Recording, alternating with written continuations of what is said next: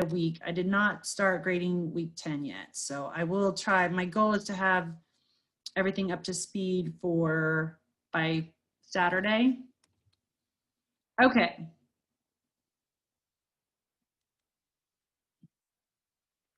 Hold on.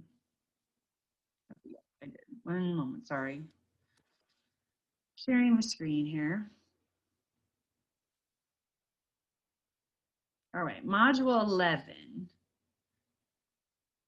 Now, some things I do want to talk about real quick. So a couple times on our projects, I think a lot of people weren't necessarily sure how to sometimes track the data or how to kind of make it difficult or make it easier. Truly, I hope you guys learn that at your practicum site. And I think for certain skills and certain goals, it is what it is. It's either a yes or a no. Sometimes there's no scaffolding it up or scaffolding it down. So a couple of you just said, I don't really know how to do this. And that was okay. That was not, that's all right. And for you guys, if you're ever working with a client, you are at your practicum and you're not real sure how to break it down, those are the good questions to ask. So hopefully your supervisor, either at your practicum or in real life when you're working, can really help you learn how to kind of make it difficult or make it easier. So a couple of you just said you're not real sure, and that was okay. I'd rather have you tell me that. And there's a couple of them I'm like, this is really just a yes, no type thing versus we can make it more difficult or make it harder. So that was perfectly all right. Okay, so aphasia. Okay, my favorite for adults, and I find it fascinating if you really enjoy kind of the brain. So if the brain is your kind of thing, definitely, aphasia might be your niche that you really like. Okay, sorry, I've had no voice. I'm losing my voice talking through a mask all day. And I'm already a loud talker. My husband makes fun of me. So I'm definitely getting hoarse, so I apologize. So what's been interesting to me, thank God, my co-therapist, like I talk about her so much, she's my work wife. Well, her daughter, she's 17, had this brain tumor very unexpectedly. And we've been going through some of the challenges she's been having. So I think her last surgery, the girl's had 7 surgeries now, and just looking at some of the stuff she's had, and she's had some aphasia stuff and that neuro rehab piece. So good thing, and her mom is phenomenal with the brain. She definitely is a neuroscientist, so she's in good hands. And she was having a conversation with the speech person that she's taking her to for her rehab, and just talking about the things that go through, especially when you've had an injury to the brain and we're trying to develop the pathways. So the good part is she's older, so she's got more pathways going. But, when we look at the difference between like Broca versus Wernicke, a lot of those, the area of the brain is important. So I just want to review kind of the types of aphasia. So looking at kind of the types. What's hard about aphasia is a lot of times it's not just typically solely one thing, or you see all the characteristics in a Broca aphasia or all the characteristics in Wernicke. So there can be some, it's just what is it mostly, really? So it's oftentimes, so aphasia is often results of a CVA, so a cardiovascular accident or a stroke, and or what I would say traumatic brain injury. So some kind of injury to the brain, and it can cause deficits to auditory comprehension, verbal expression, and reading and writing. So for instance, my therapist's daughter, she's having more problems with auditory comprehension. It's just really challenging for her right now. Although her verbal output is perfect, like she can talk, it's hard for her to kind of formulate a sentence, but she can do it. So, but we're seeing more of some of those comprehension deficits with her. And looking at Broca's, so Broca's patients, And it's named after the scientists that kind of figured out what part of the brain. So hold on, I gotta move my little, I don't like our videos kind of in the way to where I have to scroll. Okay, so Broca's patients often had right hemiparesis, so a weakening of the right arm and leg. So we see that right side issues. So we take kind of that, looking at where's the area, where's the language center. So looked at where the injury was, and definitely looking at Wernicke's patients, we saw a lot of fluent but kind of nonsensical words. So a lot of times Wernicke aphasia patients, they will kind of make up words or kind of change a word. And looking at some of these, so definitely be familiar with this vocabulary. So agraphia and alexia. So definitely when you see lex, anything with lex in it, it's usually related to reading. So for those of you who are up to speed on, what's your lexon? It's like, what is your lexile level for reading? So a lot of times in kids, we're looking at, are they at grade level? They have grade level lexile. And then kind of looking at that primary aphasia, secondary aphasia, so, and arthria.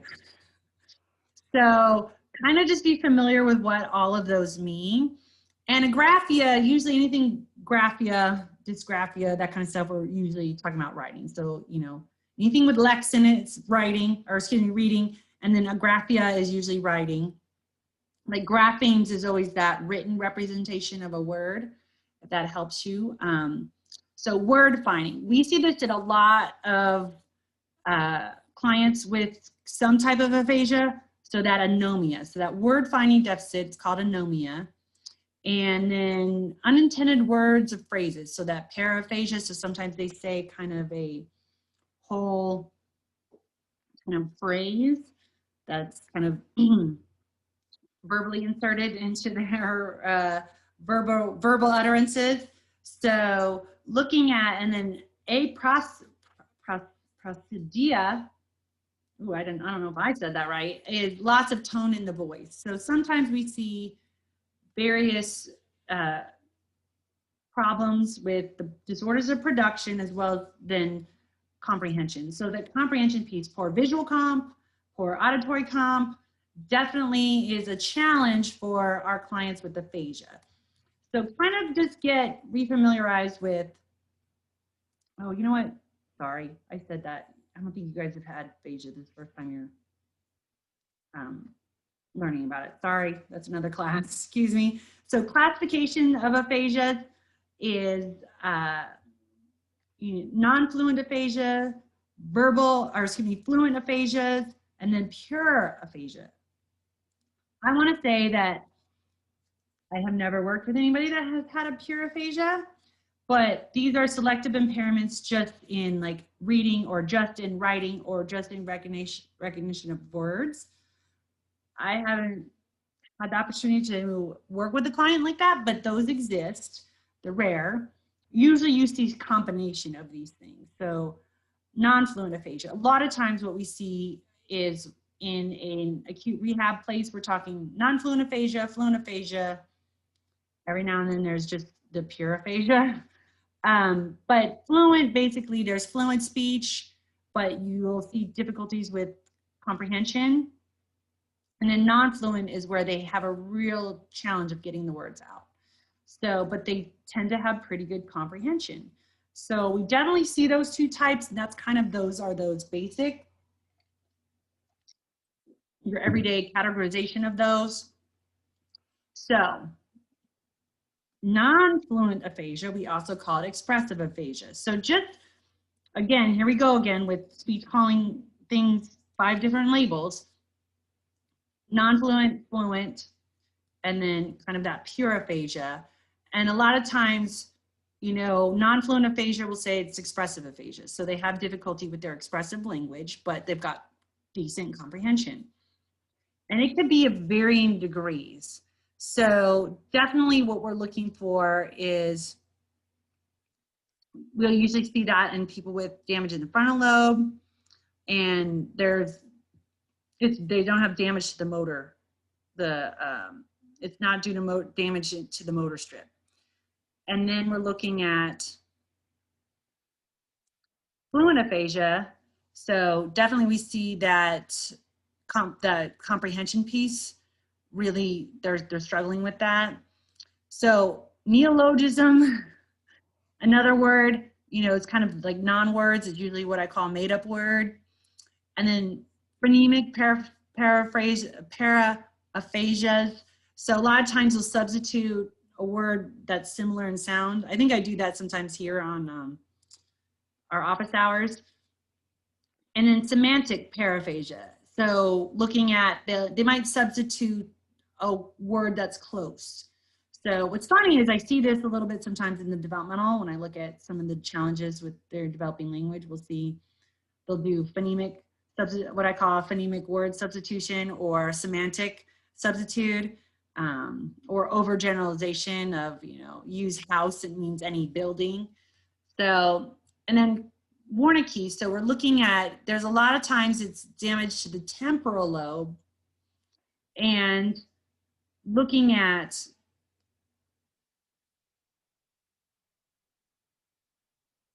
so if you kind of look at some of these brain, kind of how do things coordinate together. So transcortical, like I said, the aphasia piece really starts to tease out into different areas. So, transcortical sensory aphasia. So to me, like I said, most time in rehab, we're looking at those three: fluent, non-fluent, and then maybe kind of what I would call sometimes global. So it's what I would say, they kind of have the overall, what I would call traumatic aphasia. I mean, lots of impairments after some type of accident of some type. So, anomic aphasia. This is where we're looking at, they might try to think of the word, they can't, and they'll give you some kind of clues, or they will kind of verbalize like they can't think of the name, or they might give you a clue as to what it is. Oh, global aphasia. So let's go back to global aphasia. So it's usually extensive damage, and we have problems with comprehension, production. So those tend to be more impaired and need a lot more what I would call neuro rehab.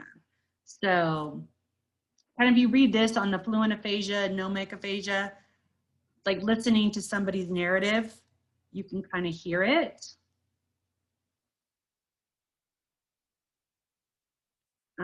So phonology, so some little other review of some other things. So phonologies is the sounds that compose the language and the rules that govern them. So remember when we talk about like phonemes being the smallest unit of sound? So looking at kind of how do we use that? So a lot of times too, when we're working with somebody who's got some anomias, they can't think of the word, we might use some of those phonemic cues. So think of that, it starts with, or they might give us that cue. It starts with this. Oh, okay, and then we can start kind of filling it in. And then really looking at too, if we're working with someone who we're trying to improve the verbal, sometimes we have to go back to working on phonology, working on getting them close to intelligible too. So we're really wanting them to be able to rebuild that so they can be verbal, fluent, recall the information. So yeah, you can look at those different types, and you can look at some of the other parts. So just kind of be familiar with areas of the brain. What are some of the key characteristics of each kind? Then some other challenges that we usually see. So a lot of times there's reading challenges for them, or writing challenges. So definitely that's a lot of what we do also in rehab. We work on those skills, as well as, left neglect, right neglect, be kind of familiar with that. A lot of times too, they might have some difficulties with prosody, kind of that patterns of, sound patterns of language.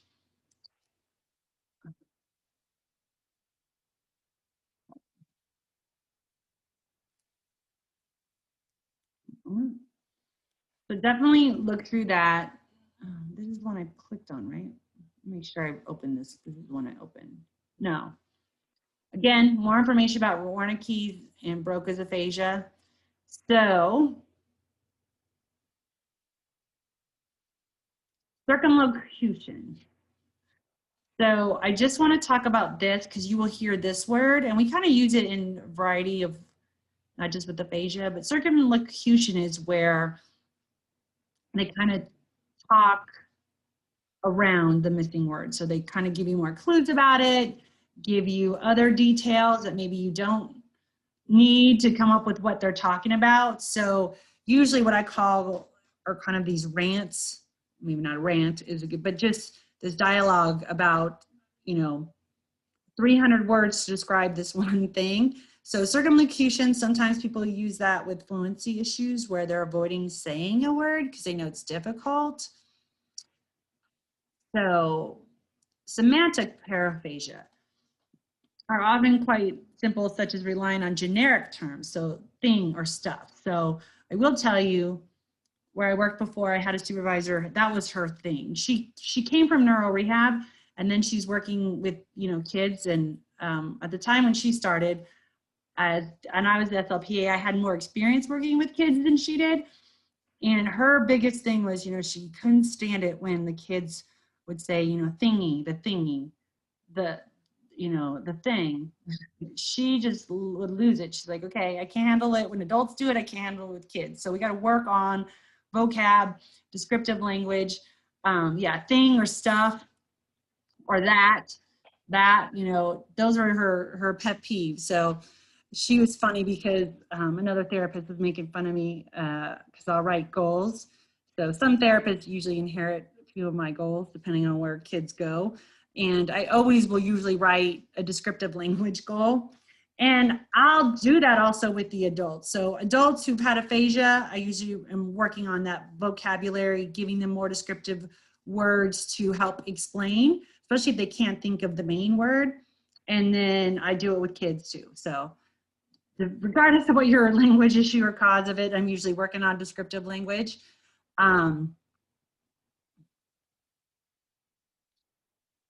So you can kind of look on some of how, how does that affect the brain? Again, I'm not really looking for you guys to know brain anatomy other than where's Wernicke's area, where's Broca's area.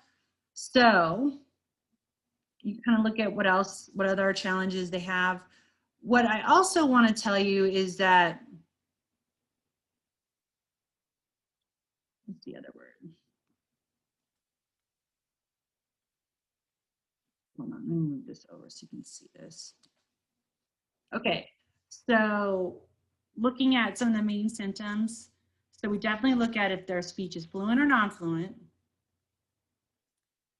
So laconic speech, you'll hear that word, or telegraphic is, I think, depending on the parts of the country you're at. I think certain parts of the country use different terminology. So telegraphic speech, definitely short utterances with a few function words. So what's funny is, my co-therapist, she calls it caveman speak. And we do a little bit of that when we're working with what I would call some of our more impaired students, where we're really trying to work on them attending to the function words. So we're not trying to get real elaborate with our long utterance length. So I think as a therapist starting out, when we're doing that, just using very short utterances with our clients, we're really trying to get them to pay attention. And then obviously you can make it more language complex, increase the language complexity.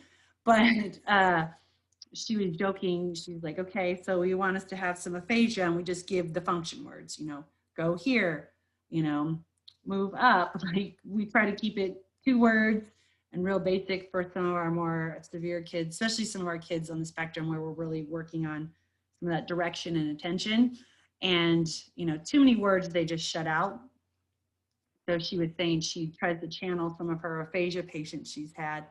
And then looking at, you know, really looking at what's their short-term retention. So then recall and really looking at, can somebody generalize what they're learning or not? So depending on kind of their outcome, we're definitely looking at their response to treatment too, when we're looking at prognosis and diagnosis and how much therapy they need or don't need. And then perseveration. So that word you will hear, we use it with a variety of disorders. So kind of just be familiar when we use perseveration, how we use it with aphasia. So the way we typically use it, especially with the perseveration, is where they can't get off of something. So they either talk about it or keep repeating it. So definitely looking at, can they move on or do they keep repeating? So it can be either, even sometimes more topic based, but it's usually a word that they keep saying. And we want to kind of get them to move on or change the word. So perseveration, we kind of use it in a variety of contexts. So be familiar how we use it with aphasia, because we do use it with a lot of other disorders.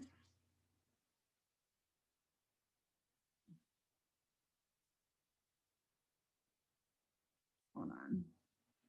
Now, this week, I want to go back to the observations. So, like I said, the three main ones are what, and I mean, global is another one, but really looking at fluent, non-fluent, Wernicke's, Broca's,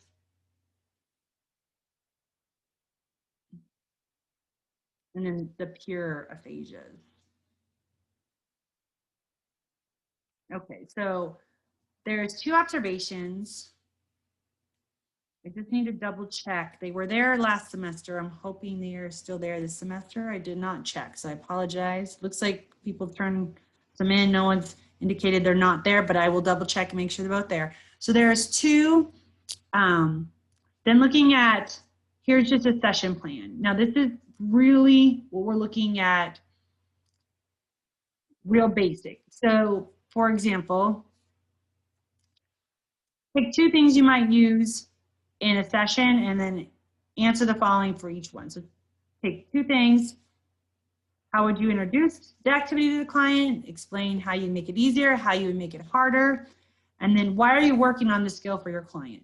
So if you go here, this workbook is a little challenging. So you can just pick an activity. So again, a lot of what we do with our neuro rehab categories. Why is categories important? It's the way your brain organizes language. So can they pick out, here's another category,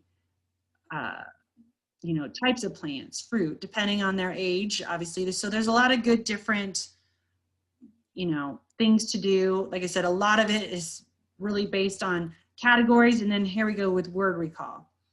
So, you know, what's a synonym? What's an antonym for a certain word? And then trying to come up with, take a word, synonym, antonym, then can they put it in a sentence? So really that manipulation of the language is really helpful to work through in neuro rehab. Homonyms, oh gosh, yeah. Multiple meaning words. Compound words. So definitely looking at, can they put two words together? Do they have some of those recalls? So definitely, I have done this activity before. I did as part of a research study a little bit, and it was interesting how people at the rehab hospital, so I was working, they were coming out of, you know, they'd been in a coma for a while, what words they sounded like they go together, or you made a new word. So definitely, so there's fun activities. Pick an activity. Again, pick one that interests you, pick one that you like. You know, idiomatic sentences, those are always good too. A lot of times they struggle with non-literal language with aphasia. So that comprehension piece. can they answer just general questions about, you know, history, the world, geography? So again, usually, so I'd like some of these simple activities you might do in a session. It's a good starting point for a lot of people, you know, describing pictures. So obviously I like real pictures for anybody who's had a brain injury. Functional skills, you know, what should you do if? So some of those problem solving. So just pick two, let me know which one you picked, and then explain, you know, how would you introduce it? How do you make it easier? How do you make it harder? So we have done other types of session plans. I'm not really looking quite that in depth. What I'm looking for, can you pick an activity and where do you start with somebody? Because that's really what's going to happen in real life. You're going to start somewhere and then you're going to report back. Did that work? Did that not work? So this is for next module. Oh, whoops. What? I was panicking. I'm like, I didn't do that. Oh my gosh. That's okay. Oh my goodness. Whoops. How did I get on week 12? I was like, wait, did I do 2 observations and the session plan? Sorry, we talked about that. 1 second. Okay, good. It looks Oh fun. my goodness. I'm so sorry. I just noticed, I'm like, wait, that's a lot this week. I was just thinking, oh my gosh. Okay, this is how my week's gone. Actually, oh, what is this? 1 second. Let me just X out of here. Hold on. So sorry. Scratch that. Hold on. Okay. I need to get back to.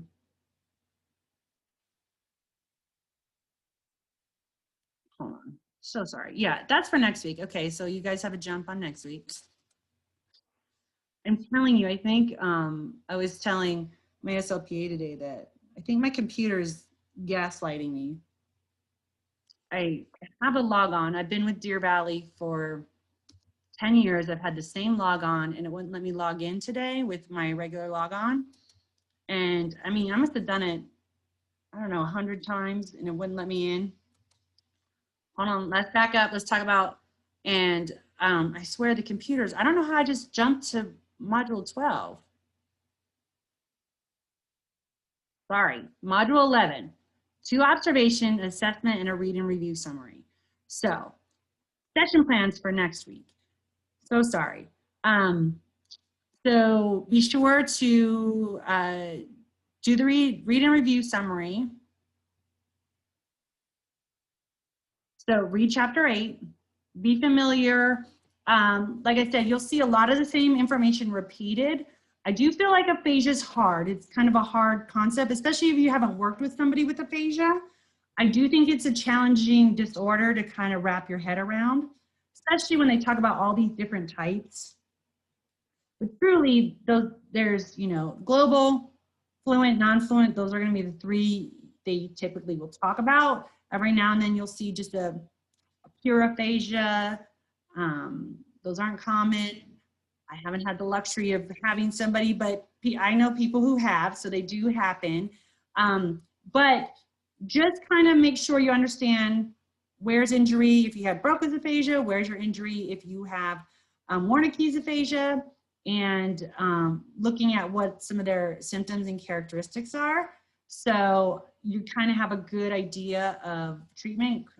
Sorry, we got into that tonight, but really, you don't ever have to determine what kind of aphasia. That's what your supervisor will do. But if your supervisor is like, hey, you're getting a new client, they got classic Wernicke's aphasia or classic fluent aphasia, that you have a good frame of reference of what that means. Because that's how they're going to tell you, that's what they're going to give you in some rehab type setting or outpatient. Your supervisor is going to say, hey, you've got, you know, Johnny, he's starting Monday, he's got this, or he's had global aphasia. We're really working on, you know, that word retrieval piece. So definitely kind of be familiar, because that's in your everyday workspace. That's really what's going to, how we're going to, you know, talk to you in working with patients with aphasia. So do the 2 observations. I will double check. Last semester, they were both in there. I will double check, make sure they're still in master clinician. And then you have any other questions, just let me know. So sorry.